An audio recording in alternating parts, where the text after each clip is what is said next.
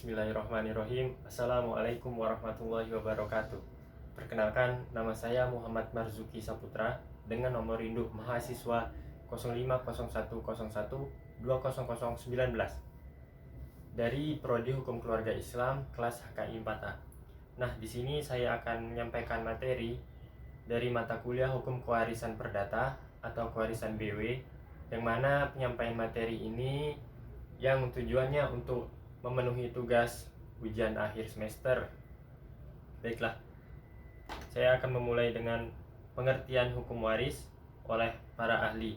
Yang pertama, pengertian hukum waris oleh Wiryono Projodikoro. Menurut beliau, hukum waris ialah ketentuan yang mengatur soal apakah dan bagaimanakah dalam pembagian hak-hak dan kewajiban tentang kekayaan seseorang pada waktu meninggal dunia. Nah, yang bisa kita tekankan dari penjelasan beliau ialah hukum waris menurut beliau itu mengatur tentang bagaimana pembagian hak-hak ketika seseorang telah meninggal dunia. Selanjutnya, pengertian hukum waris yang disampaikan oleh Gregor van der Burg. Menurut beliau, hukum waris ialah semua peraturan hukum yang mengatur kekayaan seseorang yang telah meninggal dunia, yaitu mengenai pemindahan kekayaan dari pewaris kepada ahli waris. Oke, next saya jelaskan tentang prinsip-prinsip kewarisan dalam hukum perdata. Ada 4 poin, ada 4 prinsip maksudnya. Prinsip yang pertama, kewarisan dalam hukum perdata itu berpindah dalam pewarisan dalam hal kekayaan si pewaris. Kekayaan si pewaris di sini berisi, maksudnya ada hak dan kewajiban yang dimiliki pewaris. Hak itu bisa berupa kekayaan yang dimiliki pewaris, sedangkan kewajiban bisa berupa utang piutang yang masih terkait dan harus dilunasi oleh pewaris. Jadi hak dan kewajiban itu semuanya beralih kepada ahli waris ketika pewaris telah meninggal. Prinsip yang kedua, pewarisan hanya terjadi ketika kematian. Apabila tidak ada kematian, maka bisa disimpulkan tidak ada pula pewarisan. Prinsip yang ketiga, ahli waris harus ada pada saat terbukanya warisan. Yang keempat, tidak memandang asal-asal barang tidak memandang asal barang-barang untuk mengatur pewarisan terhadapnya. Maksudnya, apabila si pewaris memiliki 2 sumber pendapatan, misal dari sumber kuliner, yang kedua misal dari sumber perkebunan. Nah, maksudnya tidak dipisahkan. Seperti warisan, hanya warisan dari pewaris yang diwariskan itu hanya dari sektor perkebunannya saja gitu. Tidak, jadi semua sektor yang dimiliki atau harta yang dimiliki seluruhnya itu diwariskan kepada ahli waris. Berikutnya tentang macam-macam ahli waris, ada 2. Pertama, ahli waris yang menerima warisan karena sebab anggota keluarga, atau di dalam bahasa hukum disebut ahli waris ab intestato. Yang kedua, ahli waris yang menerima warisan karena wasiat dari pewaris. Apabila di dalam bahasa hukum ini disebut ahli waris testamentair. Nah, bagiannya itu ahli waris testamentair maksimal tidak boleh melebihi sepertiga bagian dari warisan atau legitim porti. Apa sih legitim porti itu? Legitim porti menurut pasal 913 KUH Perdata, yang dimaksud legitim porti adalah sesuatu bagian dari harta peninggalan yang harus diberikan kepada ahli waris garis lurus menurut ketentuan undang-undang. Jadi penekanannya pada bagian harta peninggalan yang harus diberikan kepada ahli waris. Bisa disimpulkan atau dipahami dengan bahasa lain berupa bagian mutlak pada ahli waris. Selanjutnya, jadi legitim porti ini, pewaris boleh saja membuat suatu wasiat atau memberikan hibah kepada seseorang. Namun demikian, pemberian tersebut tidak boleh melanggar hak mutlak dari ahli waris berdasarkan undang-undang tersebut. Nah, ada bagian mutlak legitim party untuk ahli waris dalam garis ke bawah berdasarkan pasal 914 KUH Perdata. Bagian yang pertama, jika pewaris hanya meninggalkan satu orang anak sah, maka legitim partinya adalah setengah dari bagiannya menurut undang-undang.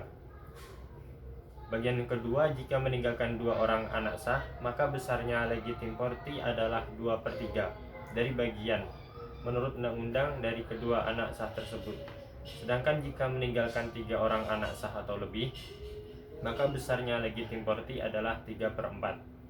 Untuk ahli waris dalam garis ke atas itu ada orang tua, kakek, nenek. Itu besar legitim partinya menurut ketentuan pasal 915 KUH Perdata selamanya setengah dari bagian menurut undang-undang. Berikutnya ada syarat ahli waris. Ada 3 syarat ahli waris. Yang pertama, ahli waris masih pada waktu warisan terbuka atau dibagikan. Jadi ahli waris yang bisa menjadi ahli waris itu harus ada pada saat pembagian warisan. Yang kedua, ahli waris bukan orang yang dinyatakan undang-undang sebagai tidak patut menerima warisan. Adapun ketentuan undang-undang ahli waris yang tidak bisa menerima warisan itu ada beberapa poin. Yang pertama, ahli waris telah mencoba membunuh pewaris. Yang kedua, ahli waris menghalangi pewaris membuat wasiat. Yang ketiga, ahli waris memalsukan atau menghilangkan wasiat dari pewaris. Yang ketiga, tidak menolak warisan. Berikutnya objek hukum waris. Adapun objek-objek hukum waris, yang pertama barang atau benda berwujud. Jadi pewaris harus memiliki hak barang atau benda atau harta dan lain-lain. Yang kedua, tagihan atau lunasan itu bisa menjadi objek. Tagihan yang dimaksud berupa utang-utang yang dimiliki pewaris yang masih melakukan penagihan kepada pewaris, itu diwariskan kepada ahli waris. Yang ketiga, penerimaan pendapatan atau penghasilan.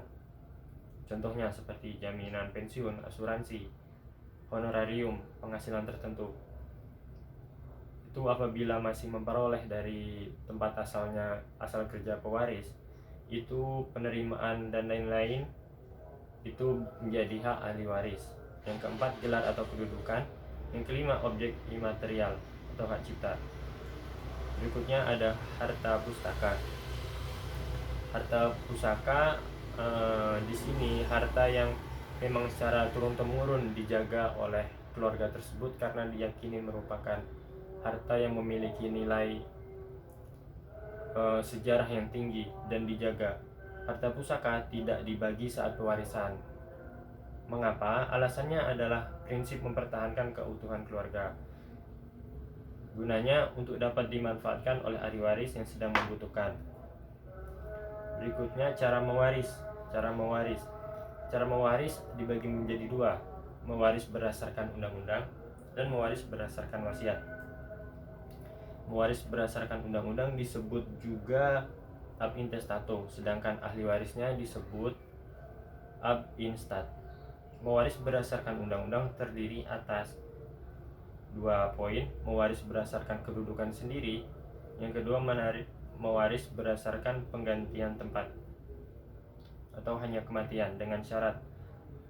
Yang pertama, orang yang digantikan harus meninggal dunia terlebih dahulu. Yang kedua, orang yang menggantikan harus keturunan sah dari orang yang digantikan. Ketiga, orang yang menggantikan harus memenuhi syarat umum untuk mewaris. Berikutnya golongan ahli waris menurut undang-undang itu ada 4 yang sudah kita pelajari. Seperti yang sudah kita pelajari, ada golongan pertama. Golongan pertama terdiri dari suami, istri, dan anak-anak beserta keturunannya. Golongan kedua terdiri dari orang tua dan saudara-saudara beserta keturunannya.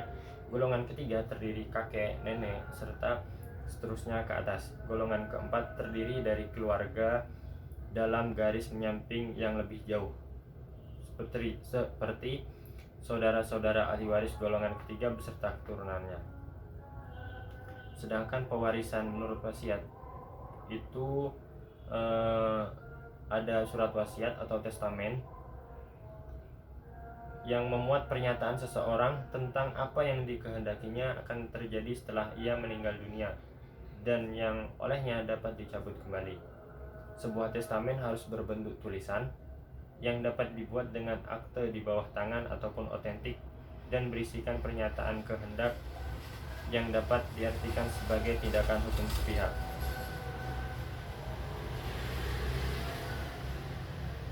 Surat wasiat menurut bentuknya itu ada wasiat holografis atau holografis testamen. Maksudnya wasiat yang ditulis tangan sendiri oleh pewaris dan diserahkan kepada notaris. Yang kedua wasiat umum atau open bar testament, wasiat yang ditulis oleh notaris tapi penulisan itu atas kehendak dari pewaris. Yang ketiga wasiat rahasia atau testamen tertutup, wasiat yang dibuat atas kehendak pewaris dan diserahkan kepada notaris dalam bentuk keadaan tertutup dan disegel. Berikutnya surat wasiat menurut isinya itu ada surat wasiat pengangkatan waris atau F-styling.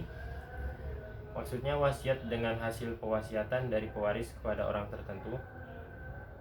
Yang kedua surat wasiat hibah atau legaat, wasiat yang berisi hibah dan diberikan ketika pewaris telah meninggal dunia.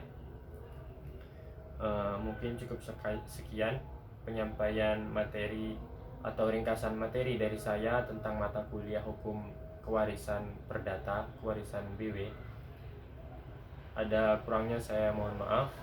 Wassalamualaikum warahmatullahi wabarakatuh.